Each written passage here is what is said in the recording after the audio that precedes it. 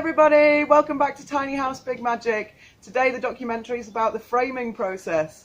It's been a really exciting phase to see the actual size of the trailer and the amazingness of what it's going to be. So the first stage of the process was to prepare all the steel. That involved cutting it into the right sizes, doing the miters, which are the angles on the corners. And because it's galvanized, we had to grind all the galv off because it's got zinc in it, and that would affect the welding. My friend Jodie helping to do all the grinding and the cutting, so that was great to have two people on that. I had a bit of a chat to Jodie to find out what it was that she'd learnt.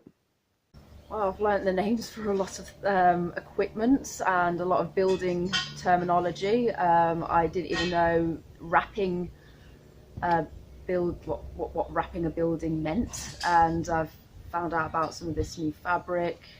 Yeah, I've learnt how to use some tools. So yeah, I've learnt quite a bit really in the short space that I've been helping Frenchie.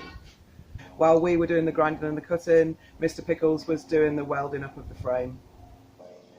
Mr. Pickles welded on some threads onto the bottom of the trailer, and that's what the frames slotted onto. So we put the frames up one by one with quite a few people. They're quite heavy.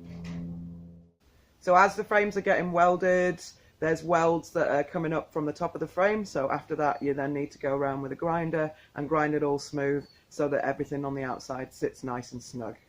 And then was the mammoth job of going around and putting all the tape on that the building paper would stick to. So that went on all the frames. And then from there, we put the building wrap up. So that's a really long piece of building wrap. The system that we used is the Sega system. So it's a two-part system. The genius of Pickles created a toilet roll kind of system where we welded circular pieces of steel onto the end of some of the horses. From there, we pulled out the building paper, cut it to the right size. We've been super lucky. It's been very windy in Wanaka this autumn, but the universe was shining on us and gave us a couple of calm days, so that really helped our process. So I've been asked quite a few times about what the building wrap's actually for, so I thought I'd go a little bit way to explain that. It's an air and wind tight building envelope. It's kind of like putting a blanket on your house. So you've got your building wrap on the outside, and then your insulation, your framing, and then another building wrap on the inside. So if we compare it to people, it's kind of like when it gets cold, you wear a jumper. So that's kind of like your insulation. But you know, if it's really cold, then you do layering up. So you maybe put on a couple of layers of thin merino, and that helps to keep you really, really warm. So that's kind of what the building wrap is. Now also 1/3 of the warm air can escape through leaking areas in the building through drafts, so keeping an air and wind tight layer is the most reliable protection against losing energy and heating, and it's also a really good protection against rodents. We had an amazing guy called Ben come and help us the last couple of weeks. That's been super because he brought his 2 scaff towers, which has made our life so much easier. He's also got heaps of skills and is very good at climbing, which is great during the building wrap process. So the final stage was to put the tape on all the seams to make it completely airtight. So that was a massive process. The tape that we used was part of the Sega system. It was called Wiglove, which we all found hilarious.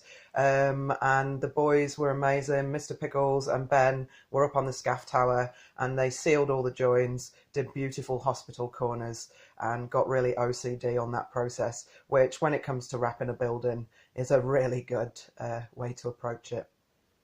So a massive thanks again to everyone who's been involved in this stage of the process. Ben, you've been awesome. Jodie, you're great. Jake, Mark, Mr. Pickles, Xavier popped in, Dan did a bit. It's been great to see so many friends get on board to help me build my house. I've been Frenchie, you're listening to Tiny House Big Magic. Thanks for following my page. Thanks for watching my documentaries. Ask any questions below, and we look forward to showing you the next stage of the build. Bye!